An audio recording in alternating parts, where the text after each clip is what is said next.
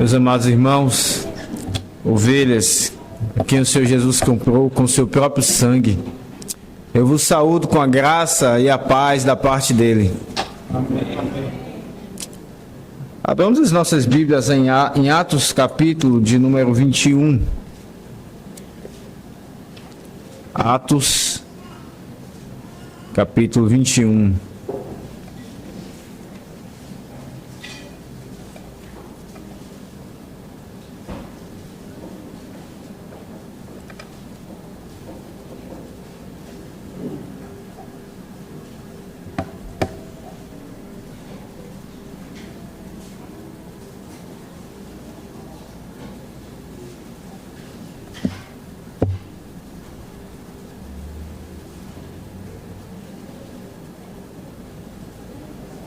Eu lerei a partir do verso número 1 até o verso 16. E essa será a porção que nós iremos expor nessa noite. Peço que os irmãos então atentem na leitura da palavra do Senhor. Assim diz: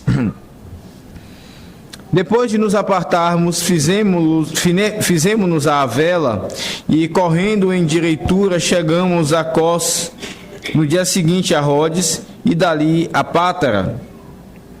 Achando um navio que ia para a Fenícia, embarcamos nele, seguindo viagem.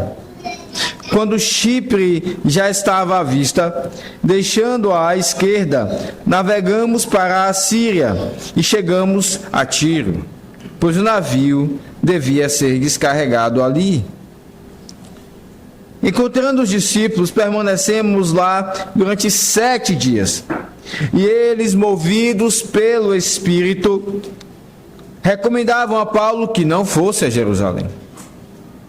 Passados aqueles dias, tendo-nos retirado, prosseguimos viagem, acompanhados por todos, cada um com sua mulher e filhos, até fora da cidade. Ajoelhados na praia, oramos. E despedindo-nos uns dos outros, então embarcamos e eles voltaram para casa.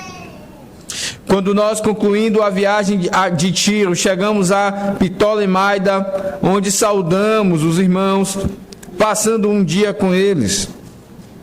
No dia seguinte, partimos e fomos para Cesareia, e entrando na casa de Filipe, o evangelista, que era um dos 7, ficamos com ele. Tinha este 4 filhas donzelas que profetizavam. Demorando-nos ali alguns dias, desceu da Judéia um profeta chamado Ágabo. E vindo ter conosco, tomando o cinto de Paulo, ligando com ele os próprios pés e as mãos, declarou: Isto diz o Espírito Santo. Assim os judeus em Jerusalém farão ao dono deste cinto e o entregarão nas mãos dos gentios. Quando ouvimos essas palavras, tanto nós como os daquele lugar rogamos a Paulo que não subisse a Jerusalém. Então ele respondeu: Que fazeis chorando e quebrantando-me o coração? Pois estou pronto, não só para ser preso, mas até para morrer em Jerusalém pelo nome do Senhor Jesus. Como, porém, não o persuadimos, conformados, dissemos: faça-se a vontade do Senhor. Passados aqueles dias, tendo feito os preparativos, subimos para Jerusalém. E alguns dos discípulos também vieram de Cesareia conosco, trazendo consigo Mnason, natural de Chipre, velho discípulo, com quem nos deveríamos hospedar. Amém. Vamos mais uma vez, irmãos, orar, suplicando que o Senhor nos abençoe neste momento.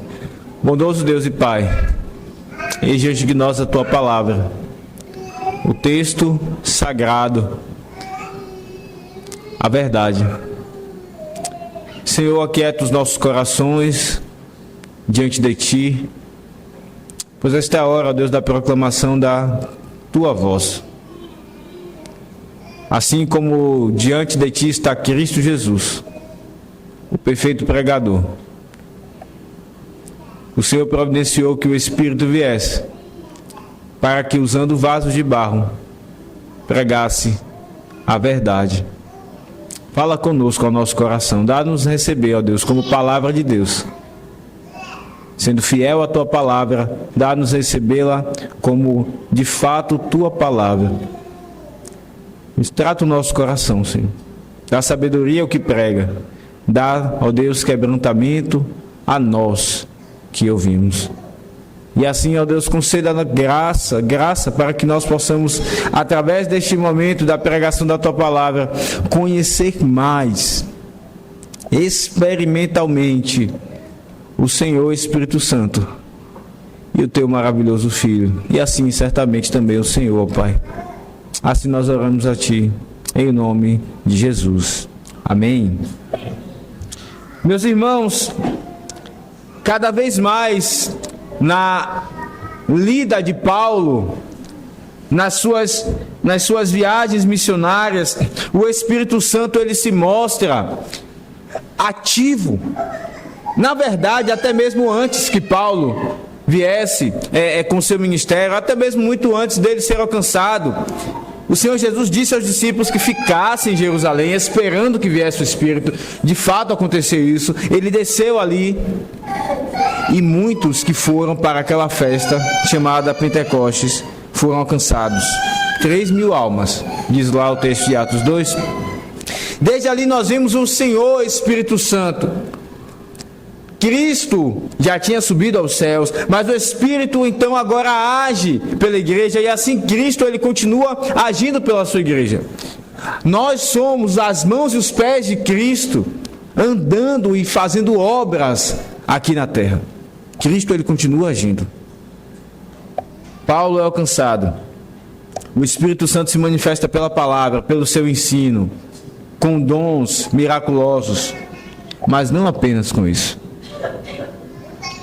Há um aspecto interessante da obra do Espírito de Deus que muitas vezes passa desapercebido por nós.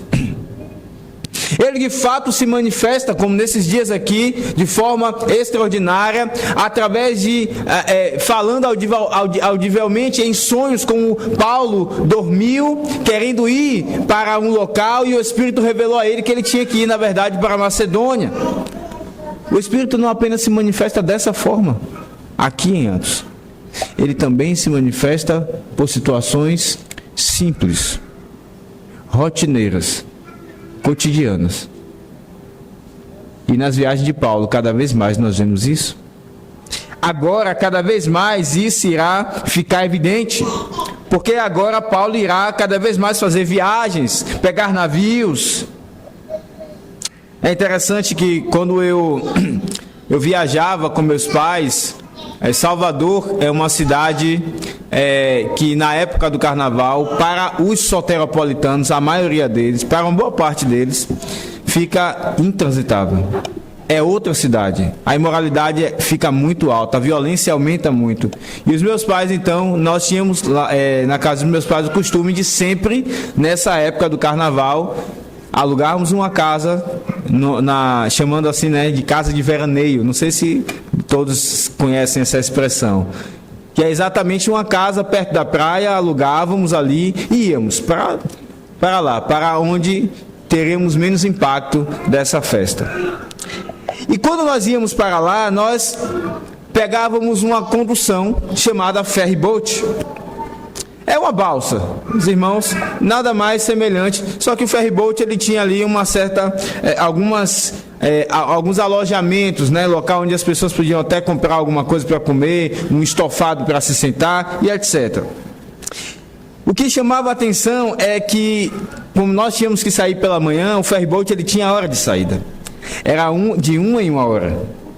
Então, meu pai acordava cedo, e ele começava a apressar a casa, vamos, porque nós temos que sair antes, porque senão a fila do ferryboat vai ficar muito maior. Eu lembro muito, essas cenas são muito claras na minha mente. Então ele ficava fazendo a pressão, e aí quando algumas vezes a gente não conseguia sair na hora, quando chegávamos, a fila estava quilométrica. Nós perdemos o horário, não sabíamos agora que horas que iríamos pegar os próximos, porque de 1 em 1 hora ia saindo conforme a quantidade de carros. Então, tudo isso nos mostrava como nós, apesar de programar um momento de entretenimento, um momento de diversão, nós dependíamos da providência do Espírito. Da hora de sair o ferryboat e de chegar no outro local. Eu lembro também da viagem que fiz até Apuí. Algumas balsas, nós pegamos 3 ou 4 balsas até lá. E chegávamos no local, a balsa acabou de sair, tem que esperar a próxima balsa para passar, atravessar o rio. Nós passamos por essas situações e nós não conseguimos ligar essas coisas à ação do Espírito Santo. Mas, meus irmãos, a verdade é que o Senhor Jesus, Ele reina sobre tudo, e o seu Espírito que desceu, Ele também age sobre essas coisas. Ele não age apenas agora, na hora da pregação da palavra. Ele também se manifesta através dessas coisas simples, que nós muitas vezes desprezamos. É interessante viajar com as crianças. Quando nós viajamos com elas e começamos a viagem, geralmente vem aquela pergunta: e que horas nós vamos chegar? Quando você pega, quando a sua viagem é apenas de estrada, nada depende de você pisar no acelerador e chegar até lá. Pode ser que o pneu fure ou alguma coisa aconteça, mas quando você depende de embarcação, quando você depende de outras coisas mais, fica mais complexo dizer que horas é que nós vamos chegar. Talvez você não chegue na hora que você programou, mas tudo isso e todas as situações que envolvem ficar apertado para ir ao banheiro, ficar com fome e etc., tudo isso envolve a ação do Espírito Santo.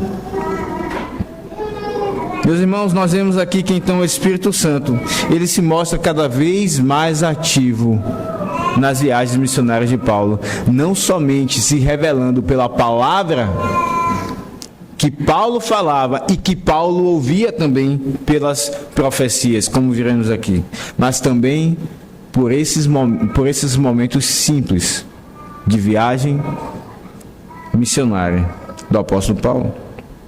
Veja o que diz o verso de número 1.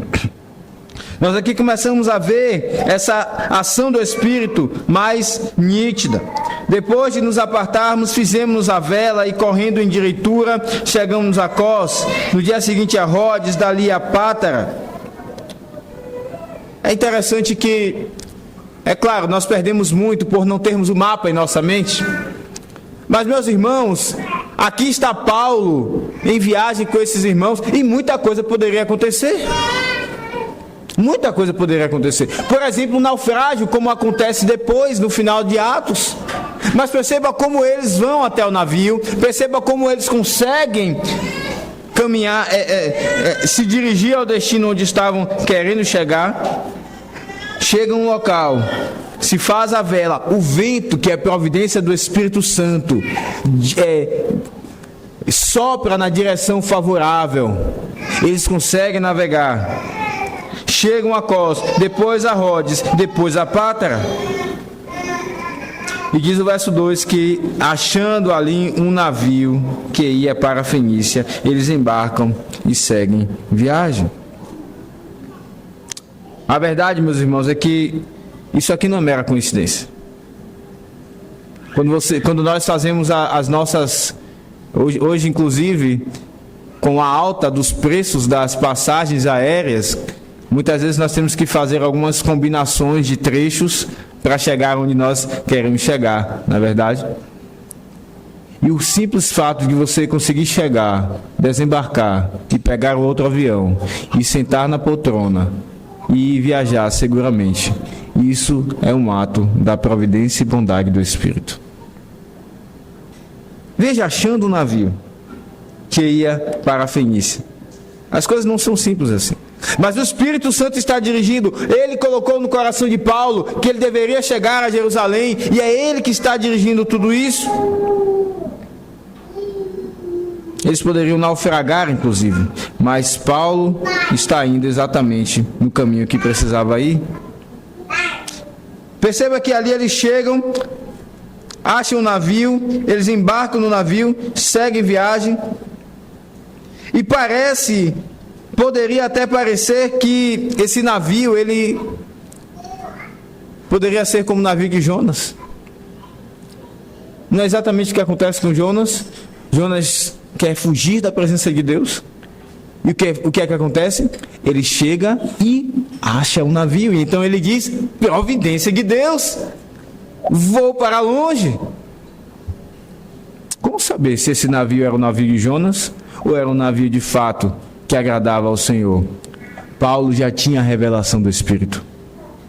Ele já tinha a palavra extraordinária do Espírito. E ele sabia que de fato deveria pegar aquele navio. É assim que ele sabe a vontade de Deus, não meramente pelos fatos, mas pela palavra revelada a ele. É assim que Paulo então acha aquele navio e ele discerne que é a vontade do Espírito, que ele continue. Então é assim que Paulo faz.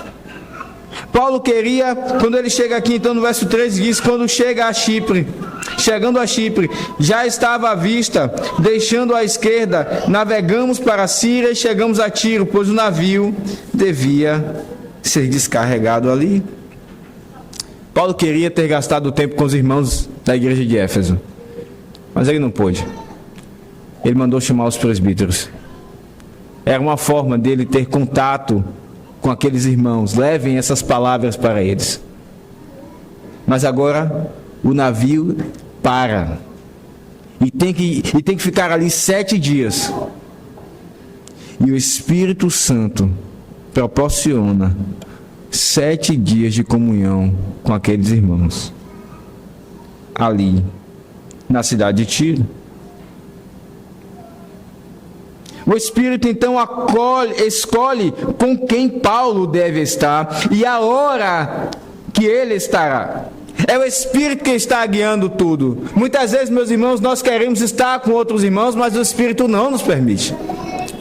Por vezes nós estamos com alguns irmãos e nós desprezamos a oportunidade do Espírito. Paulo não despreza. Ele aproveita esses 7 dias. Ele está se submetendo à direção do Espírito. Ele está claramente vendo a vontade do Espírito. Mas qual é essa vontade, afinal de contas? Veja, o texto parece confuso. Diz o texto que quando Paulo, no verso 4, encontrando os discípulos, permaneceram lá durante 7 dias. E eles, movidos pelo Espírito, recomendavam a Paulo que não fosse a Jerusalém. Qual era a vontade do Espírito para Paulo? Uma coisa estava certa. Ele queria estar com a igreja. Paulo chega ali na cidade de Tiro e ele busca os irmãos. Meus irmãos, nas nossas andanças, em viagens que nós fazemos, e até mesmo quando nós nos mudamos, muitas vezes os crentes eles não dão prioridade a estar com a igreja. Por vezes eles ficam saltando de igreja em igreja sem se definir onde de fato querem ficar. Eles não têm nitidamente que a vontade do Espírito é que eles estejam com a igreja. Paulo tinha claramente que a vontade do Espírito é que ele estivesse com os irmãos. Ele estava em viagem, ele não iria fazer parte daquela igreja local, mas é só chegar, ele busca a igreja. Paulo está em Tiro. Vocês devem lembrar que foi o rei de Tiro que providenciou inclusive madeiras para Salomão. Vocês lembram disso? Tiro era uma cidade portuária. Certamente era uma cidade bem cheia de cultura, por causa do fluxo de pessoas naquele lugar.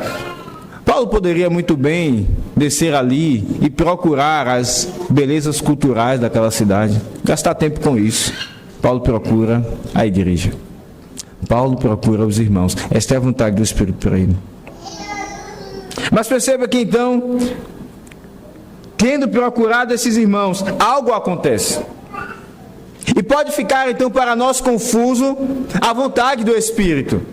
Porque veja, diz o texto, que eles, no verso 4, movidos pelo Espírito, recomendavam a Paulo que não fosse a Jerusalém. Numa rápida leitura, parece que o Espírito havia revelado àqueles irmãos que a vontade do Espírito era que Paulo não fosse a Jerusalém. E uma vez que então esses irmãos têm essa revelação, eles vão para Paulo e dizem: Paulo, não vá, não é essa a vontade de Deus. Não é isso que nós podemos perceber e pensar numa simples leitura do texto? Mas aqui, meus irmãos, uma tradução melhor desse texto poderia ser: e eles, por causa do Espírito, recomendavam a Paulo que não fosse a Jerusalém.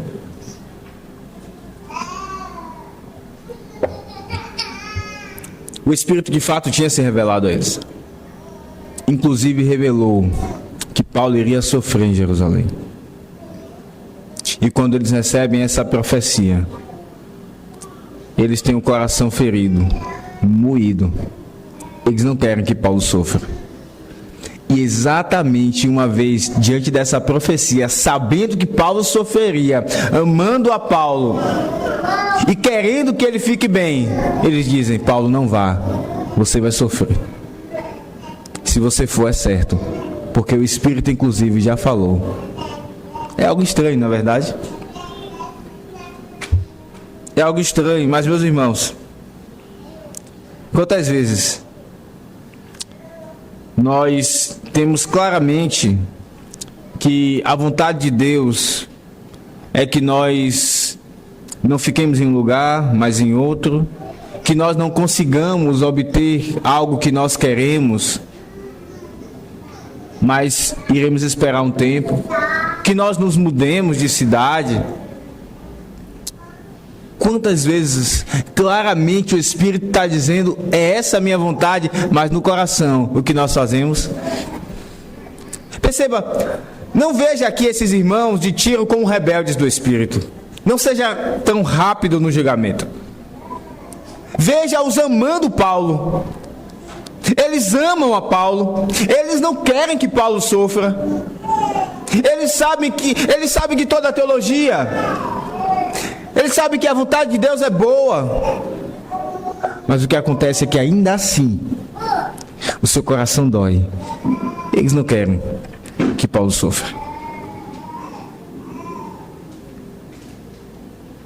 Eles não são rebeldes. Mas o que acontece é que lá no coração, no íntimo, eles não conseguem digerir essa providência do Espírito. E não é assim que acontece, inclusive, quando nós recebemos a notícia de que alguns irmãos não estarão mais conosco daqui a algum tempo. Nós sabemos, o Senhor é soberano. Nós sabemos a doutrina da soberania. Mas lá no coração, se colocássemos um estetoscópio lá no coração, nós iremos ouvir: Senhor, não. Não. Era isso que havia no coração daqueles irmãos. Não deixa, Senhor. Sim, eu sei que o Senhor é soberano, o Senhor já decretou tudo, o Espírito já falou que será assim, e o que Deus decreta não muda, mas Senhor, não. É assim que eles falam. E isso acontece conosco também. É isso que está acontecendo.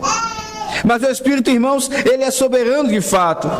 E a vontade de Deus, ainda que aos nossos olhos nós não consigamos discernir o quão ela é maravilhosa, ela, graças a Deus, ela continua. Paulo segue viagem. Paulo segue essa viagem. Mas nós sabemos, meus irmãos, que quantos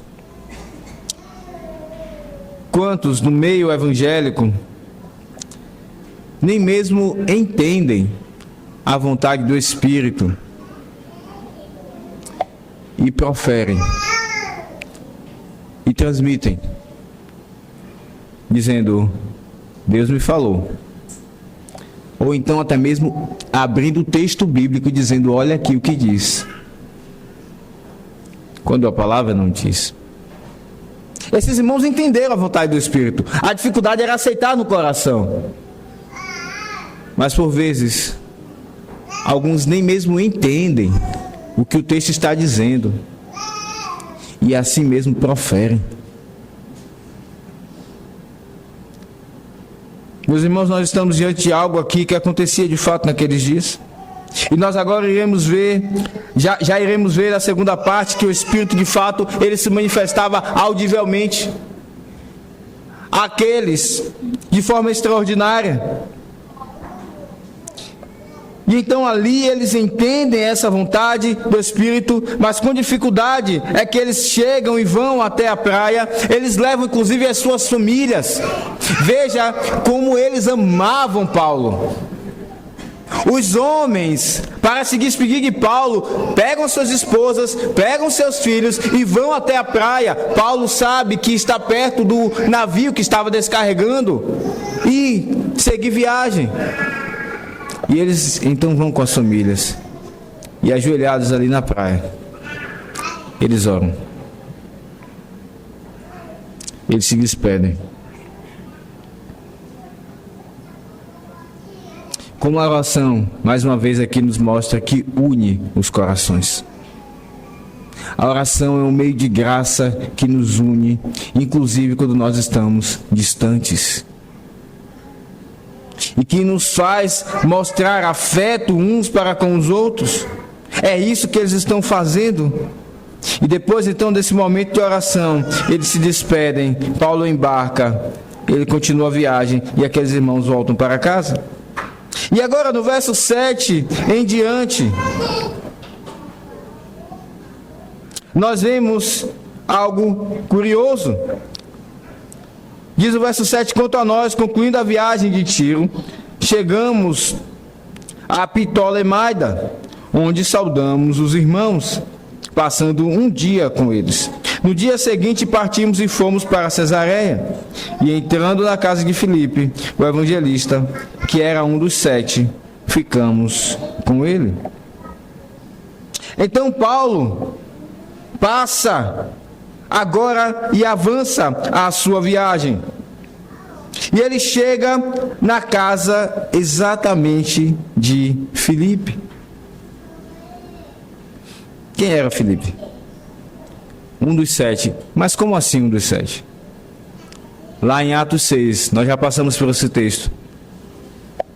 Os apóstolos orientam que se elejam 7 homens, cheios do Espírito Santo, para que eles sejam diáconos. E alguns deles se tornam inclusive evangelistas. Filipe era um dos 7. Esses evangelistas, diante da perseguição que aconteceu quando Estevão morreu, eles se espalham por vários locais. E um deles é exatamente Filipe. Ora, onde estava Filipe? Filipe agora estava ali na cidade de Cesareia. E meus irmãos, isso mostra como o evangelho se difundiu. Isso mostra como através de situações tristes e dolorosas, o Espírito Santo, aquele que foi enviado por Cristo, ele continua divulgando o seu evangelho, espalhando o seu evangelho e fazendo chegar até os confins da terra de fato, e fazer com que pessoas mergulhadas em seus pecados, em grande tristeza, elas vejam a luz. Aqui está Filipe. E ele então, Paulo chega na casa de Filipe. Mas, mais uma vez a pergunta vem: quem era Filipe? Paulo está entrando na casa dele. A casa é um local de intimidade. Quem era Filipe? Filipe era aquele que sabia que Paulo presenciou a morte de Estevão. Estevão foi covardemente apedrejado. E diz o texto que Paulo presenciou tudo. Ele perseguia os crentes. E agora está Paulo na casa de Filipe. Ele recebe em casa.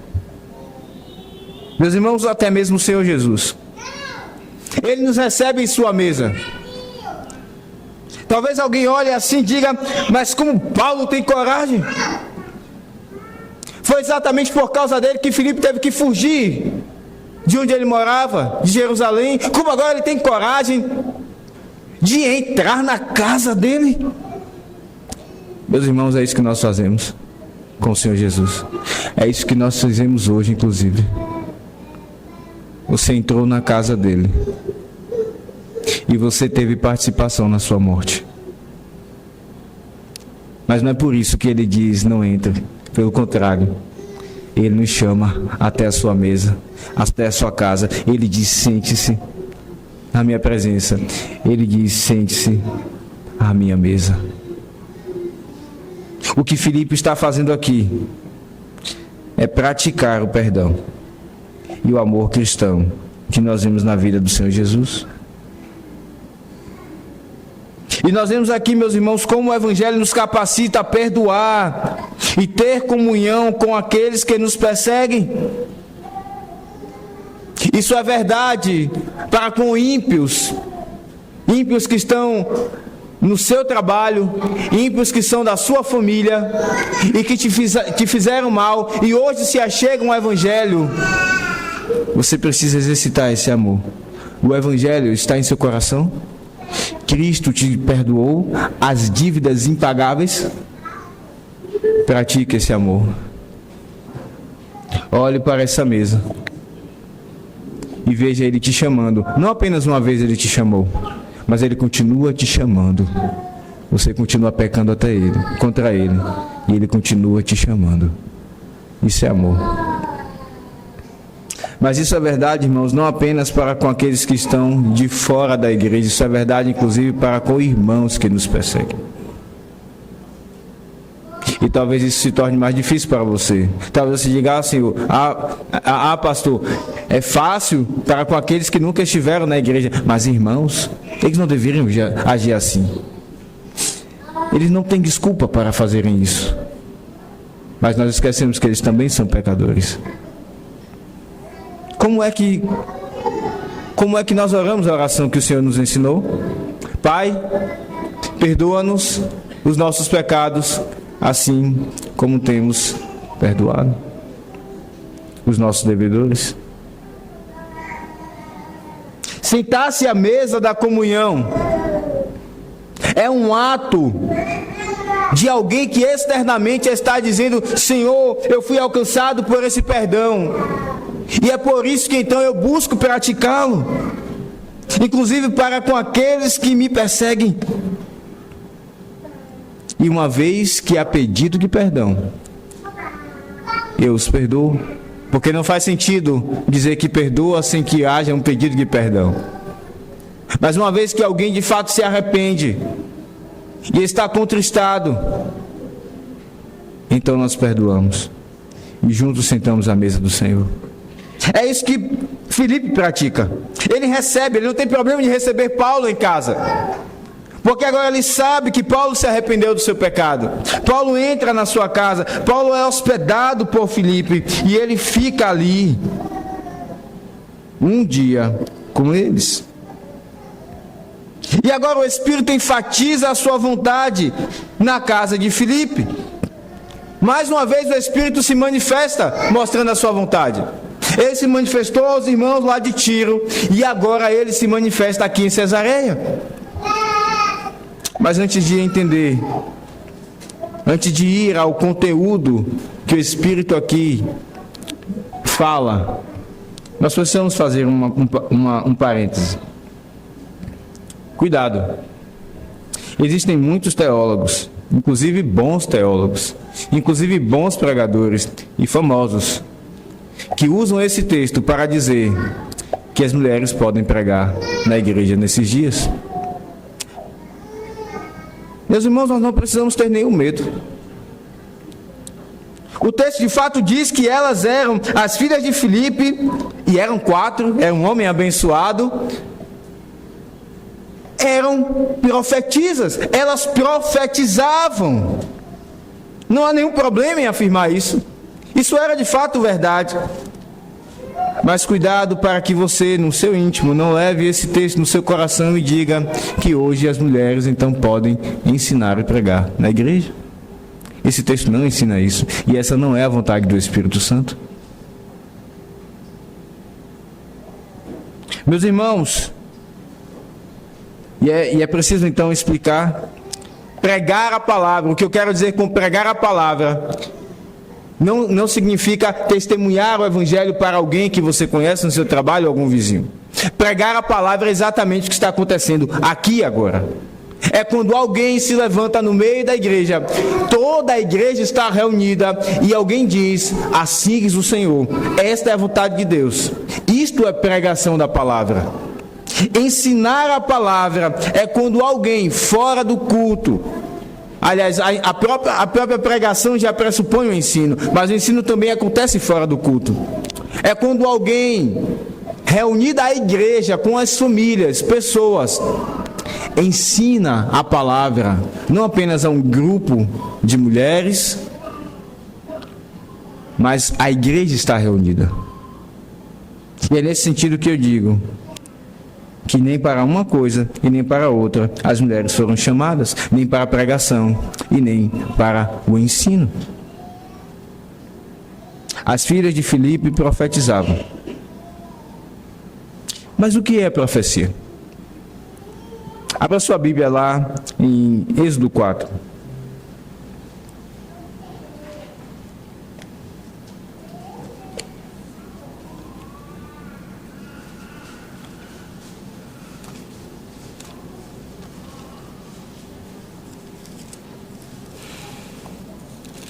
Verso 15.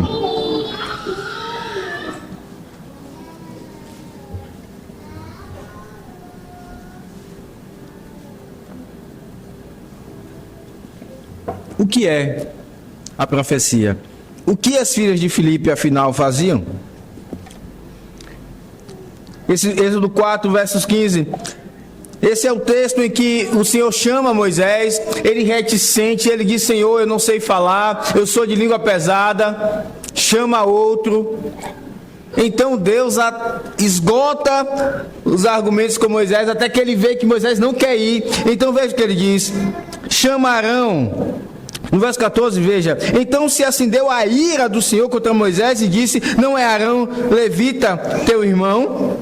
Eu sei que ele fala fluentemente, e eis que ele sai ao teu encontro, e vendo-te, se alegrará em seu coração. Tu, pois, agora veja essa parte, preste bem atenção. Tu, pois, lhe falarás, e lhes porás na boca as palavras. Eu serei com a tua boca e com a dele, e vos ensinarei o que deveis fazer.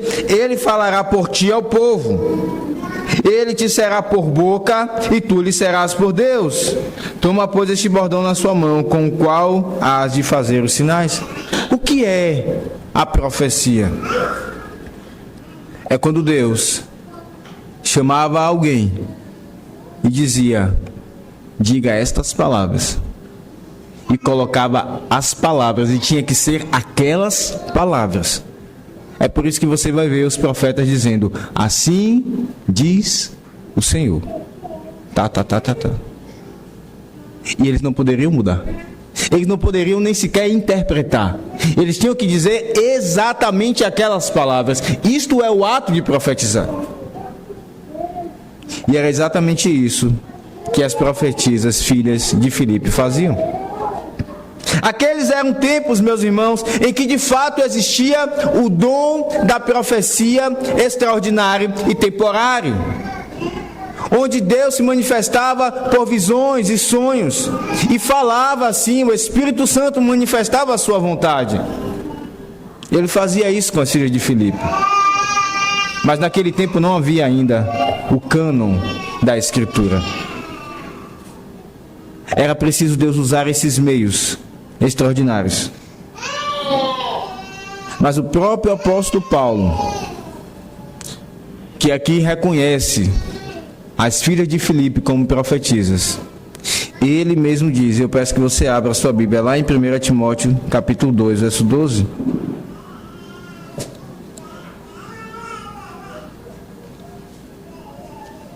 Primeira Timóteo 2, verso 12.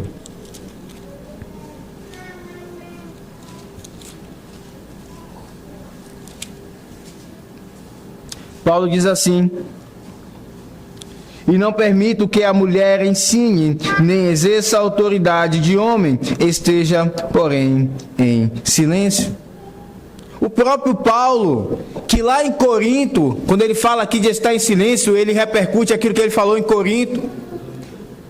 Que ele regula, dizendo às mulheres que profetizarem, façam com a cabeça coberta, porque é desonroso para elas fazerem com a cabeça descoberta. Então Paulo não tem problemas em que as mulheres profetizem naqueles dias. Ele apenas diz, se forem fazer isso, façam dessa forma. Mas agora o próprio apóstolo Paulo diz, como ele diz lá em Corinto, que a mulher esteja em silêncio. O que é que acontecia naqueles dias? A profecia era entregue, assim diz o Senhor. E depois ela era ensinada, interpretada. E no momento em que isso acontecia, a mulher ela deveria ficar em silêncio. E isso aqui repercute o que Paulo diz em 1 Timóteo 2,12. E não permito que a mulher ensine, ou exerça autoridade de homem. Nós não precisamos, irmãos, fazer algum malabarismo e dizer que as filhas de Filipe não profetizavam. Elas profetizavam. Mas isso era algo daqueles dias. Isso não era algo que feria a Escritura. Mas esse dom passou. Nós já temos o cânon completo. E hoje a profecia ela acontece diferente. Ela acontece com aquele que pega a profecia escrita e a prega. E no momento em que ele faz de forma fiel, de fato é Deus falando. Assim está dizendo o Senhor. Perceba então, o Espírito aqui na casa de Filipe manifesta a sua vontade. Ele agia através das filhas de Filipe. E o texto diz que no verso 10, demorando-nos ele alguns dias, desceu da Judéia um profeta chamado Ágabo, e o que ele faz era exatamente o que as filhas de Filipe faziam. E vindo ter conosco, tomando um cinto de Paulo, ligando com ele os próprios pés e mãos, declarou, veja como Ágabo faz exatamente como os profetas diziam. Isto diz o Espírito Santo. É como se ele dissesse, preste bem atenção, o que eu vou falar de agora em diante são exatamente as palavras que o Espírito Santo me mandou dizer. Isto aqui diz o Espírito Santo. Assim os judeus em Jerusalém farão ao dono desse cinto e o entregarão nas mãos dos gentios.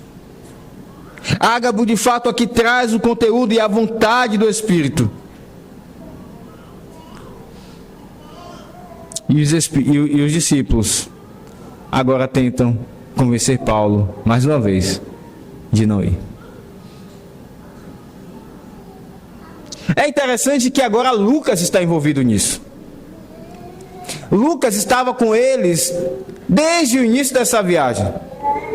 E todo o relato, Lucas está dizendo o que os outros discípulos fizeram a Paulo. Mas agora, veja o que diz no verso 12, quando ouvimos, Lucas está incluído, ele escreveu o livro de Atos dos Apóstolos, quando ouvimos estas palavras, tanto nós quem? A comitiva missionária de Paulo. Essa lista de pessoas está aí no capítulo 20, no verso 4, ele traz nomes de várias pessoas, Gaio, Timóteo estava ali, e então Lucas também está. E quando nós, diz Lucas, ouvimos isso, tanto nós como os daquele lugar, os irmãos, rogamos a Paulo que não subisse a Jerusalém. Agora Lucas também diz, Paulo, não vá. Não vá. Ah, meus irmãos, não foi só Paulo que foi a quem tentaram demover de ir para Jerusalém para sofrer aquilo que Deus já havia decretado. Vocês lembram da história? O Senhor Jesus estava com seus discípulos e ele começou a dizer aquilo que aconteceria. O que Pedro disse, Pedro que era o mais impetuoso, o Senhor, não, Senhor, isso jamais te acontecerá. E o Senhor Jesus então diz, arreda, Satanás. Porque de fato, a obra de Satanás sempre foi afastar Cristo do sofrimento e do seu sacrifício e de salvar o seu povo. Mas Cristo é muito determinado. Ele diz: eu irei. Essa é a vontade do Pai. E Paulo agora está refletindo o que Cristo fez. Paulo está nos fazendo lembrar do que nós vemos nesta mesa. O Senhor Jesus sabia quando ele começou a ter noção, deixou de ser uma criança que não tinha noção das coisas, e ele começou a ter noção de que ele era uma pessoa humana. Ele sabia que o seu destino era morrer na cruz. E muitos tentaram demovê-lo disso. Ele teve a oportunidade de sair desse caminho, de não ir para Jerusalém. Ele foi assediado, no sentido de tentaram convencê-lo de não sofrer. Mas ele foi mesmo assim. Ele amava. E diz o texto: amou-os e amou-os até o fim.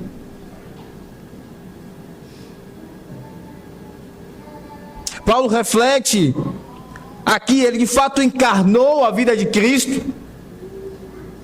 E o seu ministério vem com essa carga.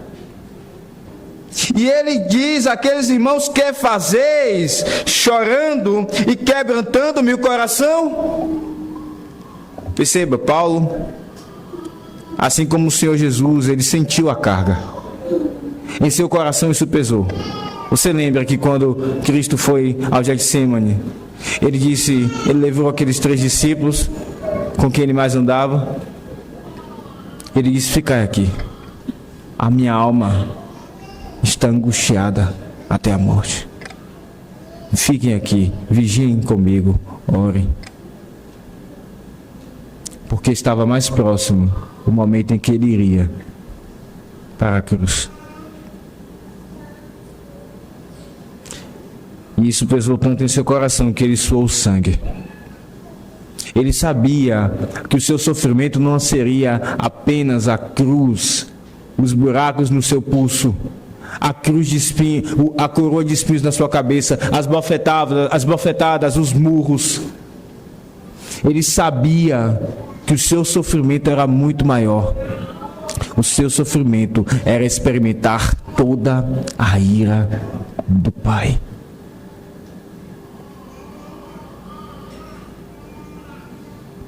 Isso mexe com o coração dele. Paulo também sente. E Paulo sente também porque iria se afastar desses irmãos. E é por isso que ele diz: o que vocês estão fazendo?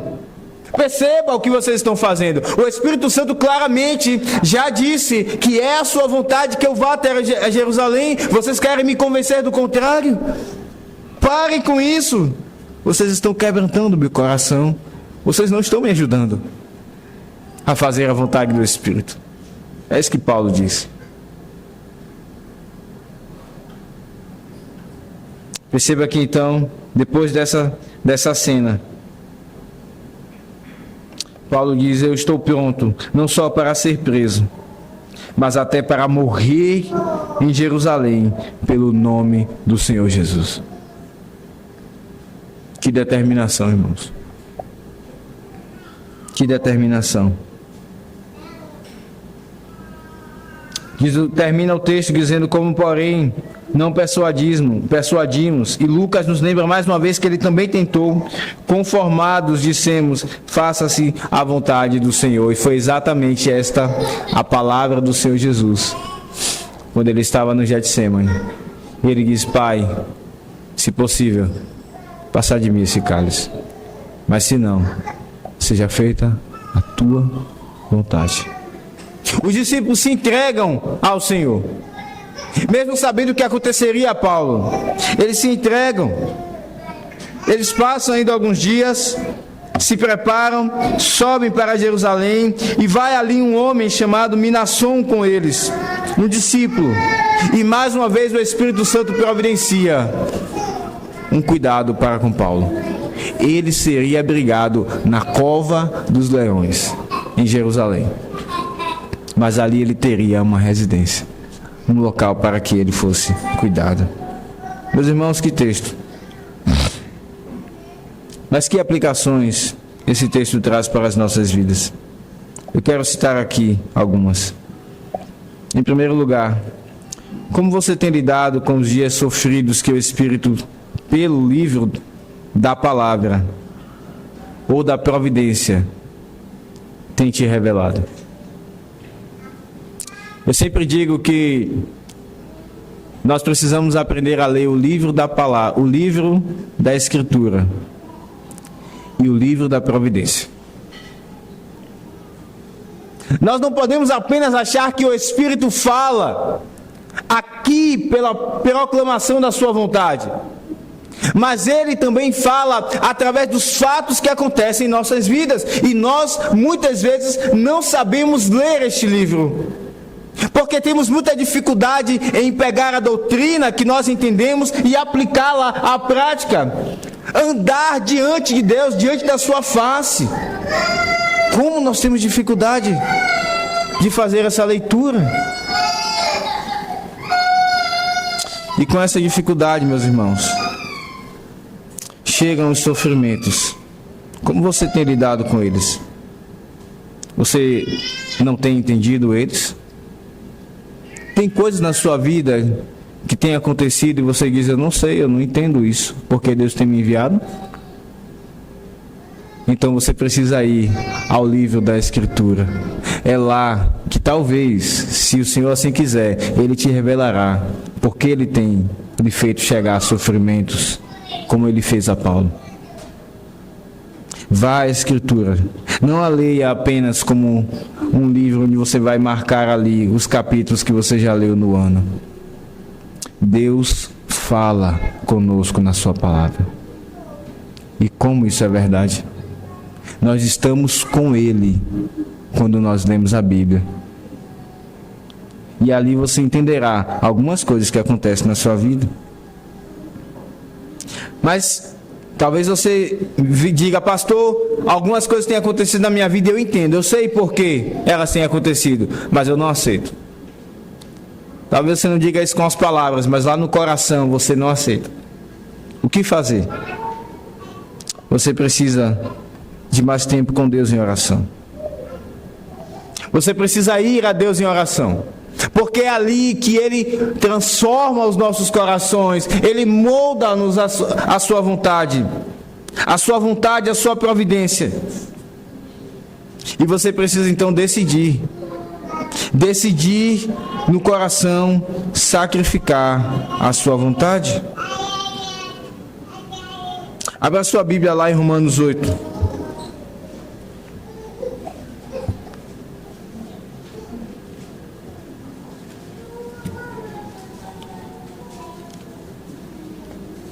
Romanos capítulo 8, verso 35.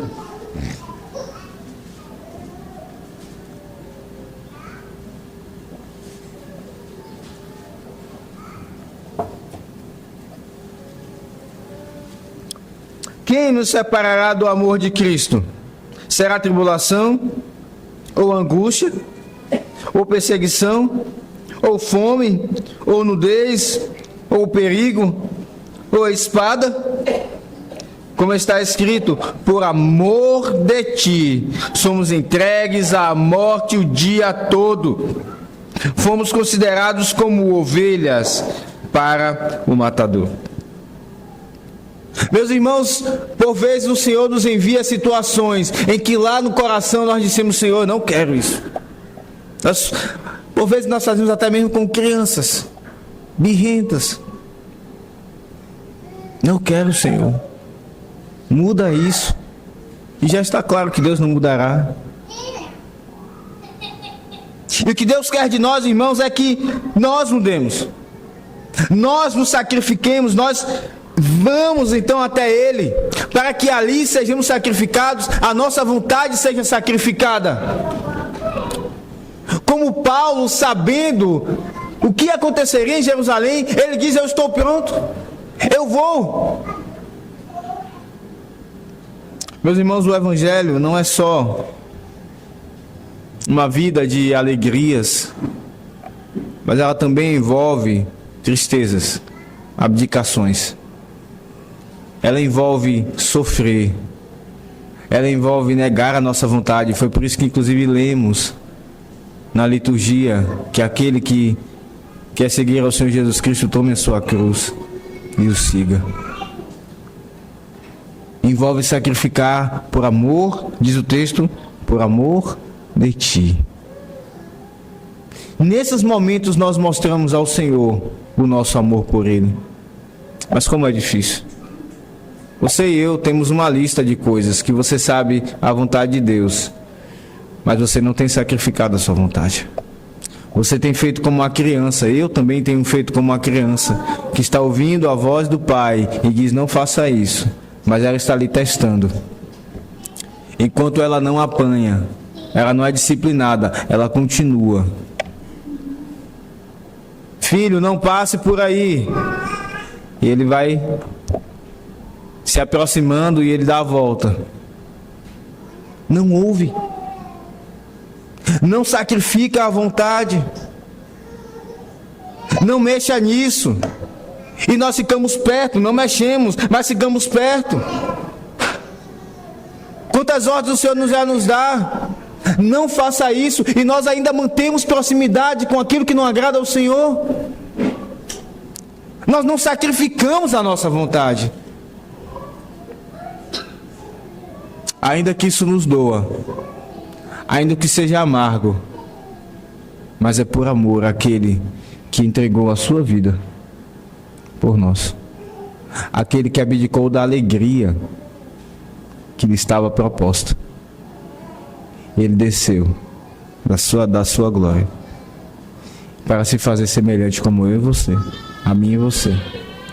Ele foi humilhado, ele teve que suportar muitas palavras contra ele, algumas até calado, mas ele continuou indo até Jerusalém.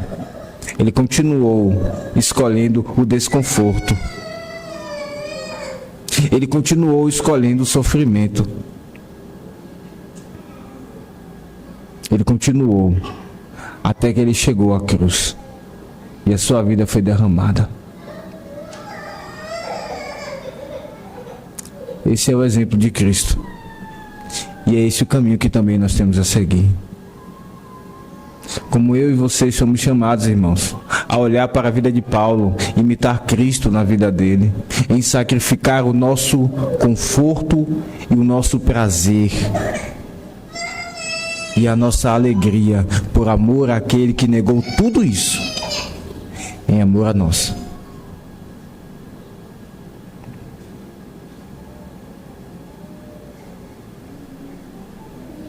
Como nós que sabemos já a vontade de Deus, precisamos então colocá-la em nosso coração de fato, voluntariamente, e dizer: Senhor, eu farei. Essa é a primeira aplicação. E a segunda e última. Quando Paulo vai com aqueles irmãos, eles chegam ali na praia e oram, ajoelhados. Meus irmãos, como a oração é um meio de graça tão desprezado pela igreja.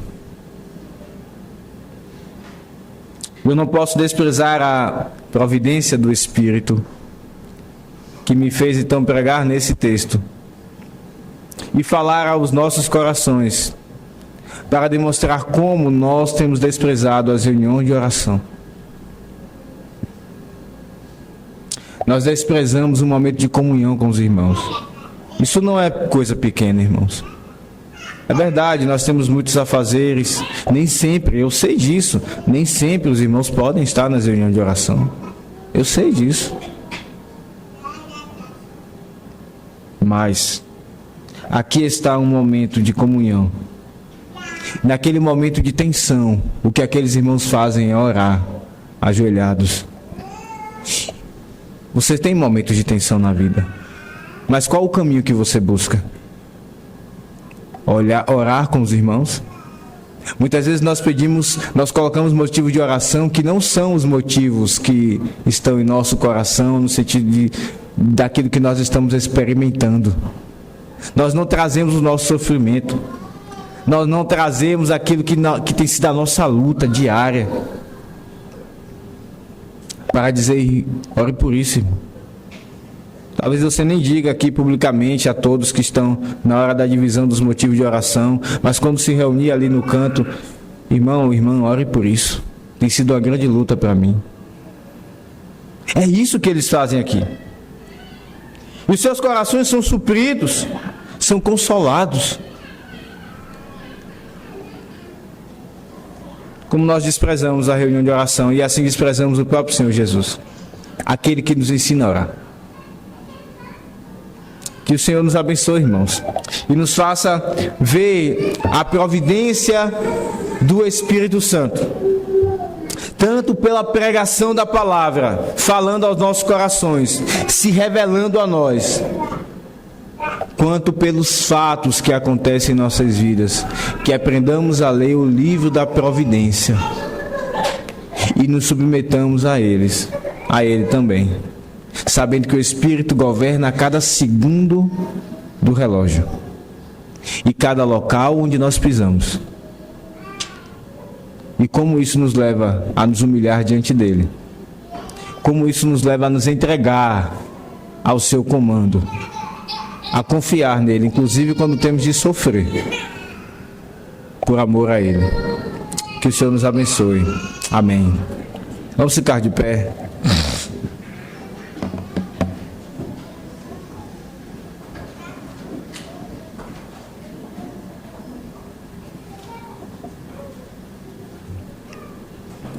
Vamos orar ao Senhor. Bendito Deus,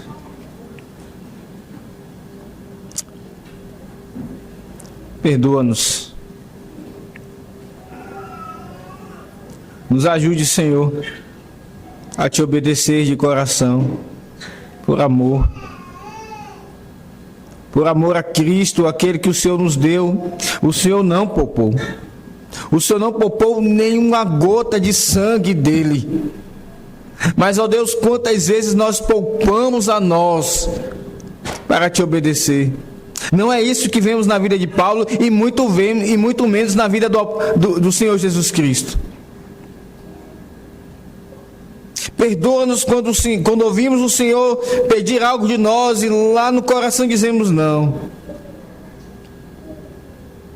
Nós temos feito isso, Senhor.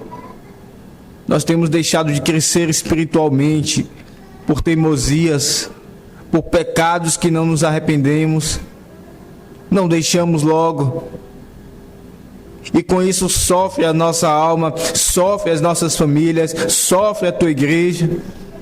Ah, Senhor, limpa-nos, perdoa-nos, mas não apenas perdoa-nos, limpa-nos e purifica-nos. E nos ajude, ó Senhor, a encontrar a felicidade de uma forma muito mais palpável pelas nossas almas, em saber que estamos agradando ao Senhor, assim como Paulo diz, sabia que era a vontade do Senhor ir até Jerusalém. Ele diz, eu estou pronto, porque esta era a vontade do Senhor. E nós encontremos, ó Deus, temos mais graça para ter paz, para que, olhando para Ti, vemos que o Senhor está se agradando de nós. O Senhor, nosso Deus e Pai maravilhoso e bondoso, está se agradando de nós, e isso gera grande paz em nosso coração, grande alegria. Ainda que olhemos para as nossas vidas e vejamos muitas limitações e privações em nossas vidas e de nossos filhos, sabemos e descansamos no Teu cuidado. Assim nós oramos, ó Deus. Pedimos também que o Senhor alcance alguém que aqui esteja porventura sem esta esperança, que nem mesmo essa luta em seu coração tenha, mas que vive confortavelmente em seu pecado, e o Senhor trouxe até aqui. Alcance e salve, Senhor, em nome de Jesus. Assim nós rogamos. Amém.